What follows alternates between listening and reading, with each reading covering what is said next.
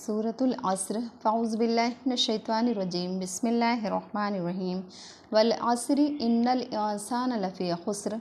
कसम है ज़माने की, बेशक इंसान बड़े ख़सारे में है। यानी इंसान अपनी उम्र ज़ाया करने की वजह से बड़े ख़सारे में हैं, मगर वो लोग जो ईमान लाए। इल्लल्लज़ीन आमनू व आमिलुस्सालिहाति व तवासौ बिल हक़, मगर वो लोग जो ईमान लाए और जिन्होंने नेक आमाल किया। व तवासौ बिल हक़, और हक़ बात की वसीयत करते रहे। व तवासौ बिस्सब्र, और सब्र की तलक़ीन करते रहे।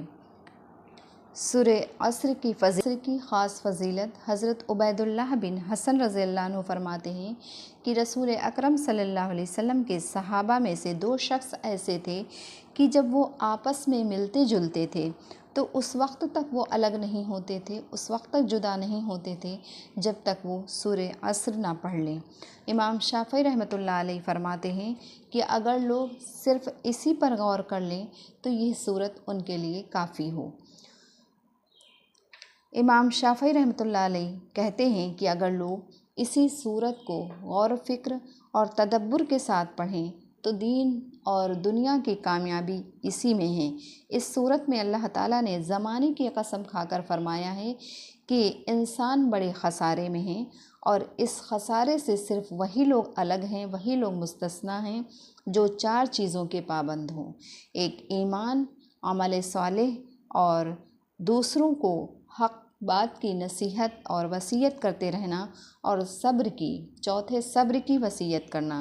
दीन और दुनिया के ख़सारे से बचने और नफ़ा हासिल करने का ये क़ुरानी नुस्ख़ा चार चीज़ों से मुरक्कब है, जिनमें पहले दो जुज़ अपनी ज़ात की इस्लाह के मुताल्लिक़ हैं और दूसरे दो जुज़ दूसरे मुसलमानों की हिदायत और इस्लाह से मुताल्लिक़ हैं।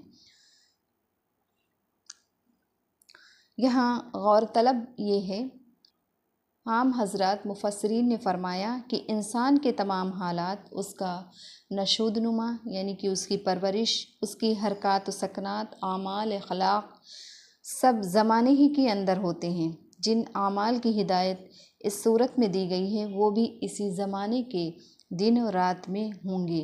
इसी की मुनासिबत से ज़माने की कसम अख्तियार की गई है। इंसान की उम्र का ज़माना, उसके साल और महीने और दिन रात बल्कि घंटे और मिनट अगर गौर किया जाए तो यही उसका सरमाया है, जिसके ज़रिए वो दुनिया और आखिरत के फ़ायदे हासिल कर सकता है। और उम्र के औक़ात अगर गलत और बुरे कामों में लगा दिए हैं तो यही उसके लिए वबाल जान बन जाते हैं।